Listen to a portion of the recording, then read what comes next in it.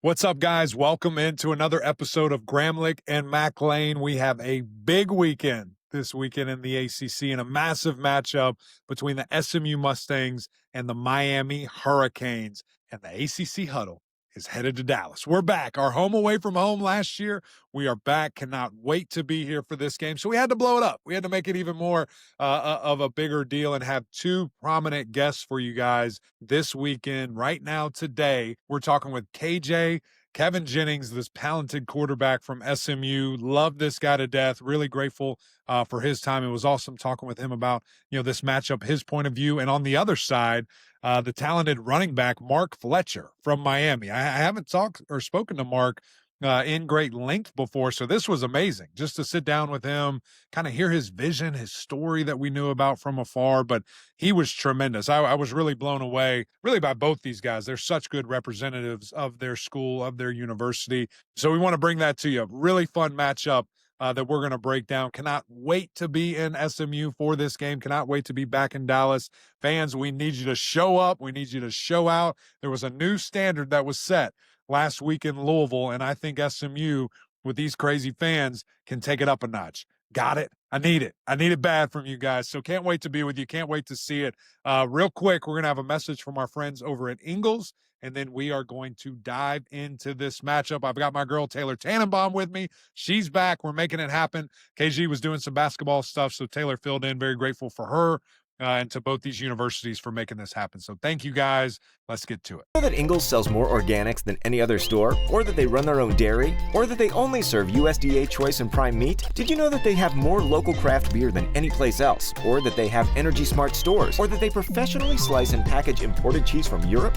Did you know about their giant international aisle, local farm partnerships, curbside pickup, wine department? Or that they donate 3,956 meals a day to local food banks? Well, now you do. It's all in the bag. Ingles, low prices, love the savings. KJ, great to see you, man. We're super stoked to be back in Dallas. It feels like way too long since we've been there. Good to see you in person. It probably would be awkward not to start this way, so I'm sorry, but let's just, I guess, kind of address it. You and I were just kind of briefly talking about it. A loss, and recovering from that. You said kind of, people disappointed on Sunday, but Monday came and we're ready to roll. So I guess what's the mindset of the team right now? How we doing? Yeah, like I said earlier, Sunday, people came in, kind of like hanging their heads and stuff like that. And then Monday morning came and we was ready, like was motivated to go. Everybody was ready for Miami week. And I think we just know, things going to happen in football. Things going to happen. So you're going to lose some, win some. I think, just having that mindset, knowing that you're going to lose some and coming in the next day and just ready to work for the next team, it's just, make everything disappear and just ready. Did it take like yourself or coach or anybody like rah, let's get going? Or did you just kind of notice, hey, we all know what time it is? Yeah, it didn't take none of that. We had like a team meeting, we had Miami on the board and everybody just understood the assignment. Everybody knew what was going on. And then everybody was just locked in from there. So Monday and Tuesday practices, man, really good. Yeah, because reality is everything is still ahead of you for SMU. And when you looked back, though, and you watched the film from Wake Forest, Right. what stood out to you? Like when you were self-critiquing and knowing what needed to be better, what was it? Yeah, definitely I can say my overall play, honestly. I could have definitely did more things to help the team out. It was multiple plays I left on the field and things I could have did better for my teammates. So I think just me, being a better leader, getting them more motivated for the game and also just making the key plays when they need to be made. I knew you were going to All take right. it there. I know. Of course, that's what he does. He's a good teammate. He's a great teammate. Man, that's the truth. Just you're the Q. So I know you take that burden. All right, we got that out of the way. I'm sorry we had to start there, but it just probably would feel weird if we tried to avoid it. It's been fun to watch you this year, man, and it's been your show and just this SMU team and just continuing to fill out this this year and just who you guys are. What have you loved from your offense this year, and what are some things that you've been really proud of this offense so far? Yeah, I've been good. I mean, I've been happy the way that we've responded, honestly. Beginning of the season, we didn't start off strong, but like through the weeks went by, we responded each and every week. And it just shows what this team is capable of. And I'm just, I'm excited for those guys and just proud of those guys for the work they've been putting in and what we're going to showcase this Saturday. I know you put in a lot of work with your QB coach and De'Ara King, and of course you have a great relationship with your head coach Rhett Lashley. But and you coming into the season, we got a chance to talk to you and see you down there in Dallas, and you really have put in the work. So as the season progresses, what are you and De'Ara really working on together, QB coach and QB1, and then Rhett Lashley too? Like how much time you're spending together and what you're trying to really hone as the season goes on. Yeah, honestly, just just them having like full confidence in me, kind of helps me a lot. When game plan comes along, they will ask me like what type of stuff do I like and stuff like that, and that's kind of rare coming from offensive minded coach like that. So it just shows how much trust they have in me, and just the things that I'm capable of doing and stuff like that, and also just just getting better week by week. Kind of joke around here and there with Derek about my turnover, the turnovers I had and stuff like that. So we had one game I didn't throw a pick, so it was kind of just joking around with him like I broke my streak, blah blah blah. So just having that relationship right there, being able to joke around with your coach and just have fun and things like that. So. Yeah, what things have I guess you noticed? Like, what's different for you this year now that you've had, a full year under your belt? Either stuff that you see on film or things you identify, or just different ways that maybe you communicate with Coach Lashley or with Coach King. Yeah, definitely more confident in it. Been in the offense for a full year as a starter. Having that under my belt, just kind of helped me out. And just let them know things I see. Being out there, being able to play more confident, being able to play more free and all that stuff. So it just definitely helped a lot.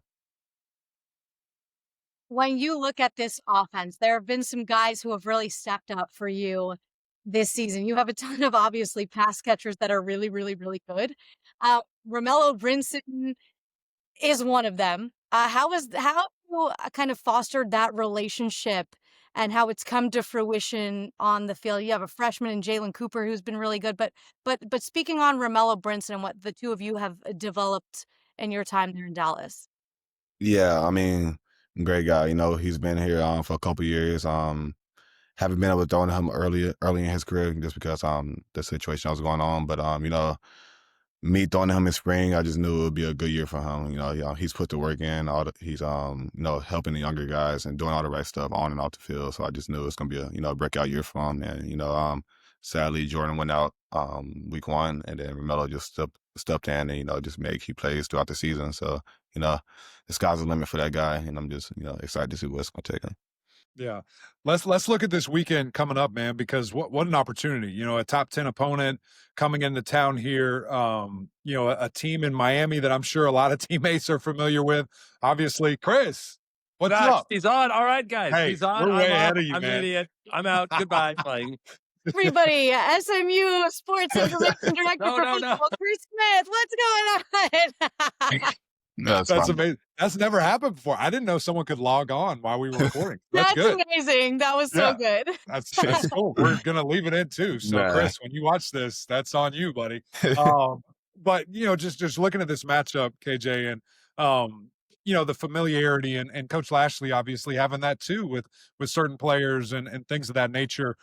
What will this mean to you guys? Like, what does this opportunity mean for you guys? Ultimately, what do you want to accomplish out there? Yeah, it definitely means a lot. I would say majority of our offensive coaching staff is from Miami, and they coached at Miami a couple years ago. We got a couple players that's from Miami, a couple graduates and all that stuff. So, it's definitely gonna mean a lot for see those Miami guys come in town and just be able to play a good team like that. And it's a great opportunity for us, and we're just trying to showcase our skills and come back victorious. How about even just for you, like to play the U? I mean, it's a historical brand. It's a massive brand, and I mean, it's pretty cool. I mean, I played against them a couple times. It's nice. It's fun, to do something of that nature. So, just for you personally, what is that like? Yeah, it's definitely a blessing. Just growing up watching them on national TV each and every week, and it's a blessing to play a team that talented. A top 10 team coming into your home field. It's just all you can ask for, honestly. So it's a blessing on my end. When you look at this Miami team as a whole, and I know you'll study, and I know you're going to have success against them because that's just what you do. And hopefully your team follows suit too. And everybody, you're looking to come out with a win. When you look at this Miami team, what's the biggest challenge you see on film as you watch?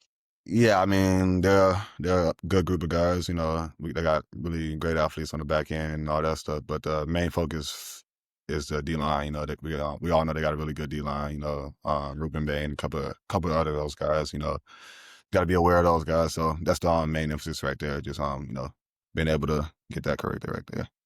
Note though, if you're going up against this Miami defense, like your defense has really stepped up too. Like the sack production, obviously, what is it? Club takeaway has been open a ton this season. Like you guys, your defense can pick the ball off. Like, how does going up against your unit at practice all the time prepare you for what you see on Saturdays and especially this week?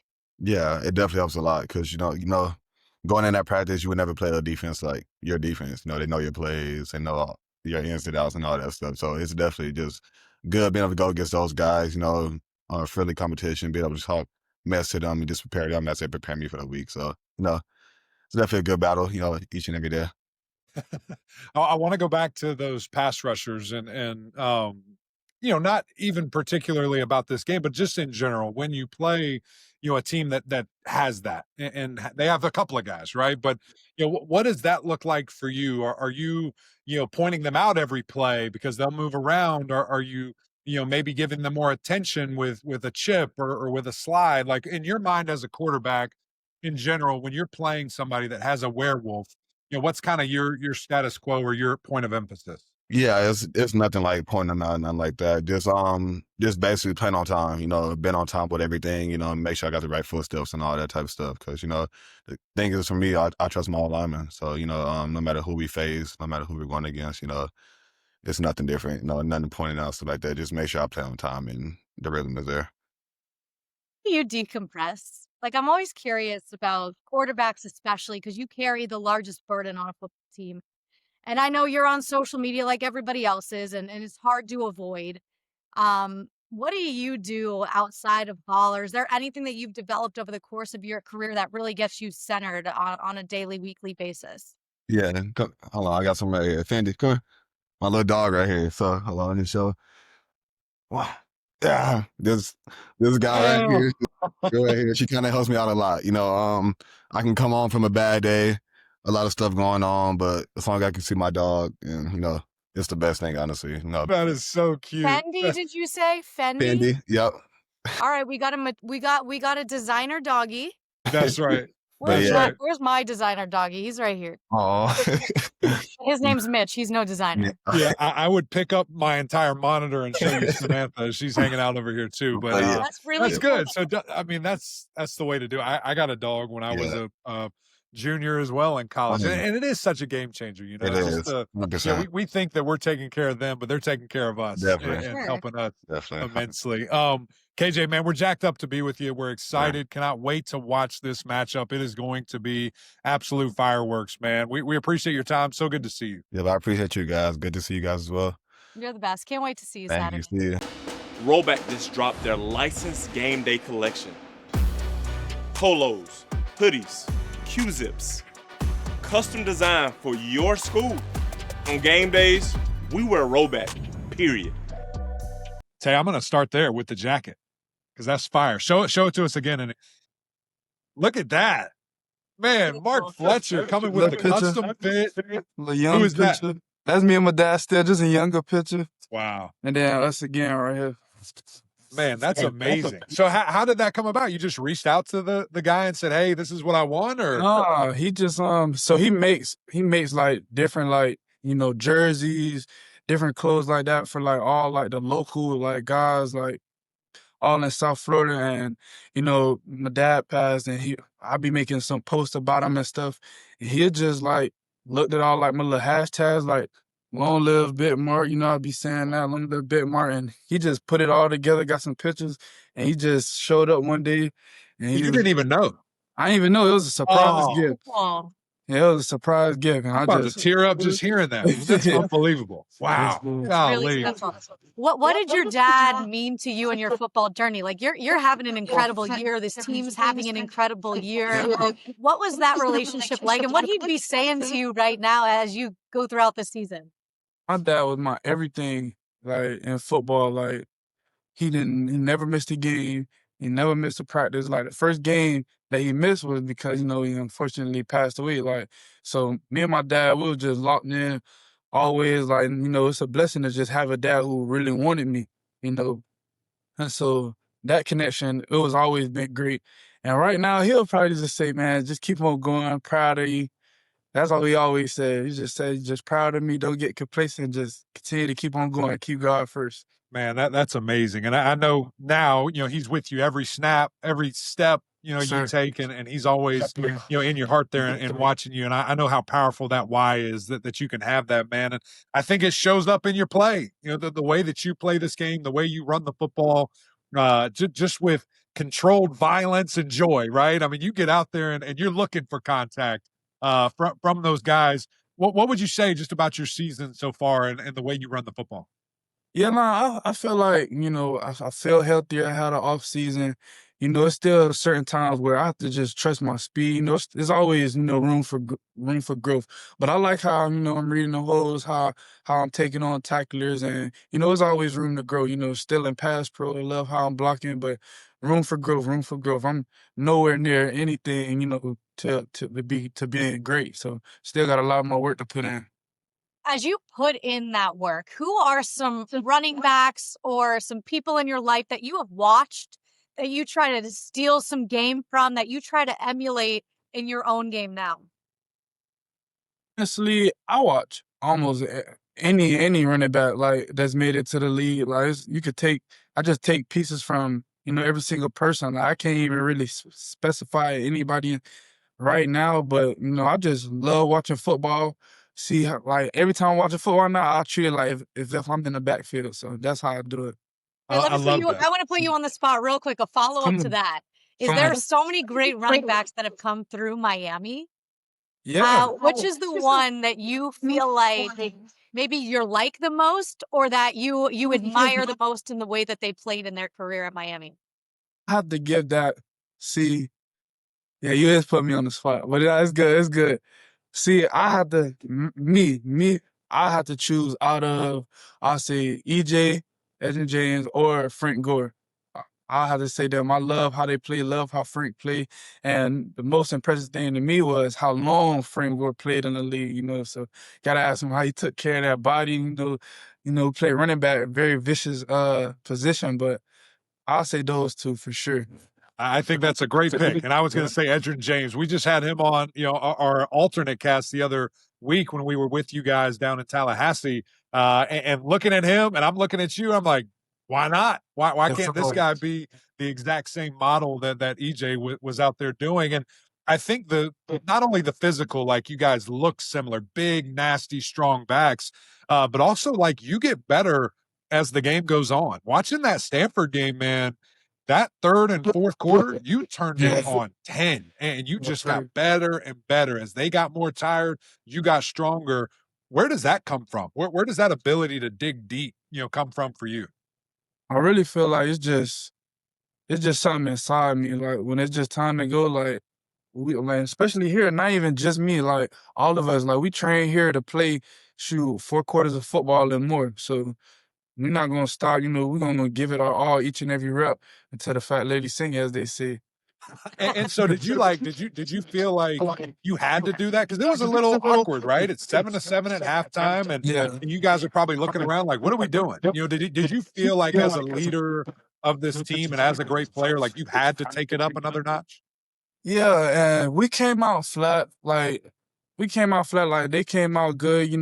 It's playoff football now. Like, shoot, this ACC, like, we going head to head. So it's like, man, everybody gonna give us our best shot, but we just gotta keep everybody level headed. You don't gotta do anything extreme. You don't gotta go be a superhero. You just gotta win that play, win that rep.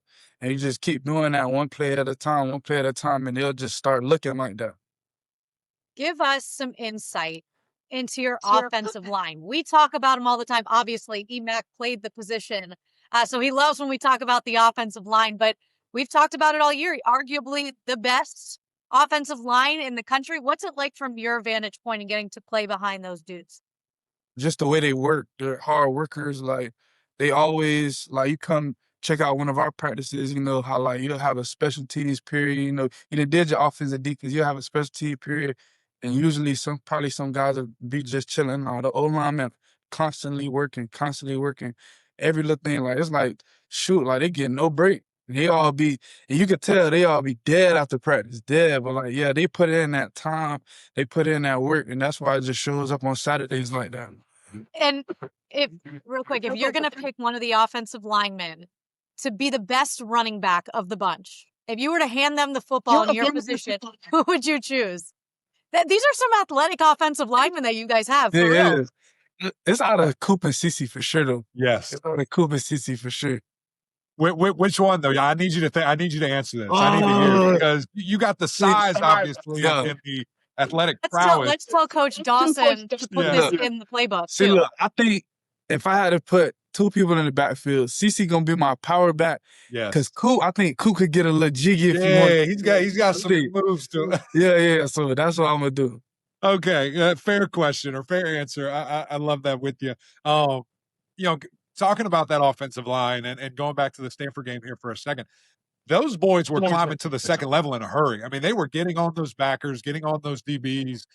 What is that like for you when you know, okay, I just have to make the last guy miss and I'm going to be in a really good spot here. They're going to get me past, you know, the line of scrimmage. What is that like for you mentally and just visually seeing those big monsters climb up so fast? It definitely gives you a lot of confidence, like especially for a running back. Sure, you telling me I only got to beat one person? Like if I can't beat one person, then I need to just be off the field. But nah, it's a great feeling. And, you know, in game, I will be going and Coop. I will hear a play call. It's going to a Coop side. Coop will turn around, full. Come on, let's go. Like when he does that, man, that turned me up. Like it'll be like a third and short, fourth and short.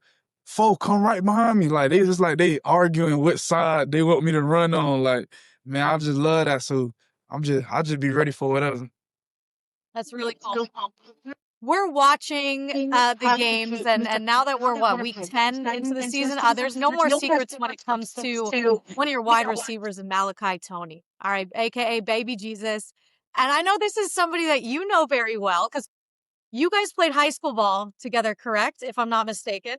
I know he's a couple years younger than you, but you've seen him come up and you know the hype around him. What do you know from way back about Malachi Tony and how you've seen him emerge on the college scene? Really, I'm not surprised at all about what he's doing. Like, I've been blown away since our first day of practice at Heritage. Like, they told me he was a quarterback in all his little league, came out there, he's one of the smallest guys on the field, and he's moving like a veteran, like they're supposed to be in the NFL. I'm like this guy is like, who is this little guy? Like, but man, he's just the way he carries himself. Like you could tell he's truly blessed with that talent. Like you are blessed, but he works like he doesn't have any of it. Like his work ethic, one of the earliest ones here, one of the latest ones to leave. And he just constantly working in that film room, studying releases. Like, it's just like people could really like learn a lot from just how he just carries himself. You could tell that he was just raised right, brought up around some good people. And man, he always say, I inspire him. He inspired me. And like, we just keep that relationship going. It's going to be beautiful, man. I'm very proud of him. And that's just very short to what he's about to do for his long season. Question. I don't think there's any doubt. He is so special. And it's funny, you know, Taylor and I were down there early with you guys in fall camp, and, you know, we just see 10 flashing, making plays, doing stuff. And we're like, who is this guy? Like, what the? And then Taylor's cousin's like, oh, that's Baby Jesus. Cause he's from down there. He's in the community. And I'm just like, who? What are we talking about? And I go and ask, you know, Coach Dawson and Coach Cristobal about this guy. And they're like, maybe he might play. We'll see. They're trying to downplay it. I'm like, y'all lying. Y'all lied to me. This guy's unbelievable. But I love what you brought up. All the on the field stuff is amazing, but off the field, how he's raised, how he handles his business, how he studies in the film room, and I'm sure in the weight room as well. What does that do for the rest of the team when they see such a young cat doing that? What does that send the message to the rest of the team? Definitely gives the team motivation, and like, shoot, it shows the freshmen who wanted to come in here who like necessarily waiting, you know, to get some reps. You got this young guy who come in here does the right things. He's giving y'all the platform of what y'all need to do to be successful. So, shoot, nobody wants to be a follower, but shoot, we need some people to follow the right things. So it's a difference in following the wrong thing and following the right things. He's showing the young guys that you can come do it. You can be here early. It's not too hard. You just got to sacrifice a little bit. And if football is your main focus, then everything will be all right. So Malachi definitely gives people, motivation. That's what I would say. He gives you a blueprint of what it should look like. But when you look at this football team as we get deeper into the season, and people will ask you, like, obviously you guys believe you are championship contenders. We believe you guys are championship contenders. But if you were to explain that to someone, like, why you've been a part of high school championships and teams, why is this team equipped to win a national championship when it's all said and done? Very unselfish group, and we have great people. Very unselfish group, and we have great people and who really care about this game of football. Like, we have a lot of guys who prioritize football first because now, like, we know what we can do. Like, we truly do, and we all talk, we all communicate. And it's not even just, the senior group leaders. Like, we're taking over, like, everybody, the youngins, shoot, scout team players. Like, we need every single person. Like, everybody has a role here. And if everybody just understand, like, the significance of their role, which they do, and I think that's what's going to allow us to just continue to, kill that complacency that creeps in, especially during these times. Man, that's powerful. I love that, Mark. And I think that comes from your coaching staff. I think it comes from players like you that are wise and great leaders and understand that. And that's when special things can really happen here. I want to ask you about your quarterback before we get you out here, and this will be the last one for me. He had a rough game against Louisville, the worst game, in his career from an interception standpoint. And then he bounced back and led you guys and helped lead you guys to victory against Stanford. What did you see him, I guess, after that game and then all week in practice leading into your next contest? What did you see from Carson Beck? Well, when we was during that game, and right after it, I made sure I ran up to him and said, bro, no matter what, we will never switch up on you. Bro, please don't hang your head at this at all because we need you for these next games coming up. So we're going to just move past this. This is not your fault. Like, we cannot put this on you because it's so easy to just flip and turn, get all, like, that's what's going to kill the team. That's what's going to kill the team. So, no, he just put his head down, went back to work, worked on the little things. And shoot, it's college football. Carson Beck, he's a great quarterback. Shoot, he was feeling himself, taking some risks. Like, it happens. Shoot, we're going to move on, get back to the drawing board, and we just going to continue on, keep on going. And that's, God got him, man. He going to be good. That's what I told him. He going to be good, and he knows himself. Yep. All right, last thing.